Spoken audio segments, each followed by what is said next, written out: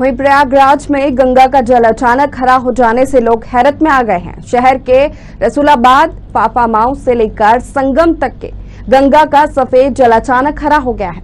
इसे लेकर नाविक, तीर्थ पुरोहित और जीव विज्ञानी हैरान हैं। जीव विज्ञानी गंगा के इस हरे जल में ऑक्सीजन की बेहद कम मात्रा होने से गंगा जल में किसी चिंताजनक बदलाव की आशंका जता रहे हैं। पिछले दिनों गंगा में बड़ी तादाद में शवों के प्रभावित करने और गंगा किनारे लाशों के दफनाने की खबरें सामने आने के बाद को देखते हुए वैज्ञानिकों की चिंता बढ़ा दी है।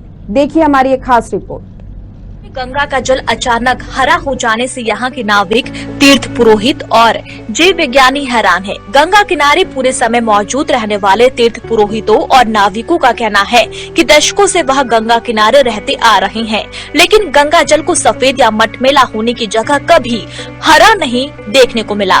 ऐसा है सर कि जो है पहले तो ये हरिद्वार से गंगा जी आए, तो वहाँ से तो बिल्कुल स्वच्छ था, लेकिन वहाँ से कानपुर आते आते जो है कुछ कानपुर से कुछ डिफेक्ट हुआ जल में, और फिर यहाँ प्रयागराज आई, तो वही कुछ जो है मतलब आंधी तूफान आने की वजह से और जल बरसने की वजह से उमड़ जाता है ना जल, तो इसीलिए कुछ खराब हो गया। इधर जीव विज्ञानी भी गंगा जल के रंग में हुए बदलाव को लेकर सख्ते में हैं।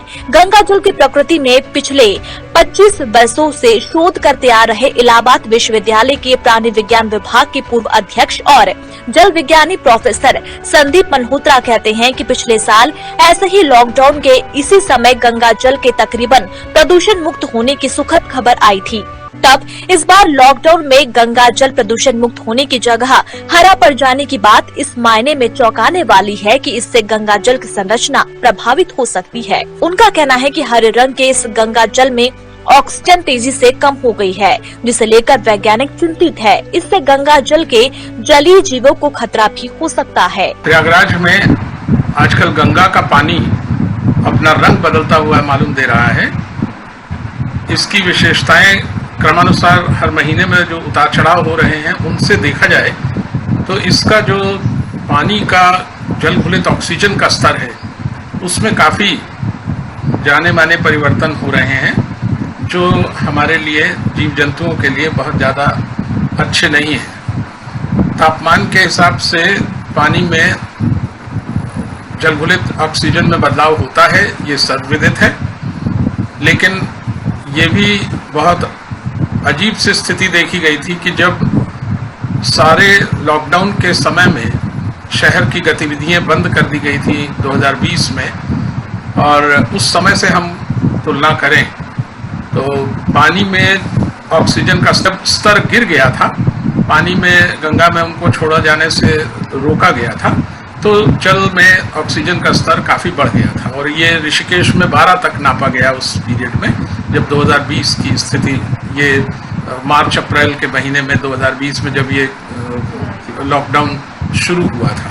अगर पानी में शैवाल की वृद्धि इतनी ज़्यादा है कि ऑक्सीजन की गिरावट हो गई है, तो उसका फायदा परजीवियों को मिल रहा है, क्योंकि वो ऐसी परिस्थितियों में रहने के आदी हैं, और मछली के अंदर उन परजीवियों की संख्या बढ़ गई है। वैज्ञानिक फिलहाल इस बदलाव की जड़ उस प्रदूषण की जड़ को ढूंढने में लग गए हैं, जिसकी वजह से गंगा जल में ये बदलाव हुआ है।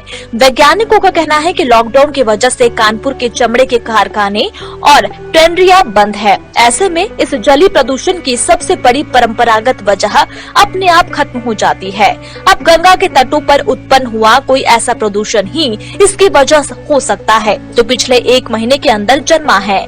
वैज्ञानिकों को इशारा पिछले दिनों गंगा में बड़ी तादाद में शवों के प्रभावित करने और गंगा किनारे लाशों के दफनाने की तरफ है, लेकिन वह इस पर बिना पूर्ण शोध के अभी अपने निष्कर्ष तक नहीं पहुंचा।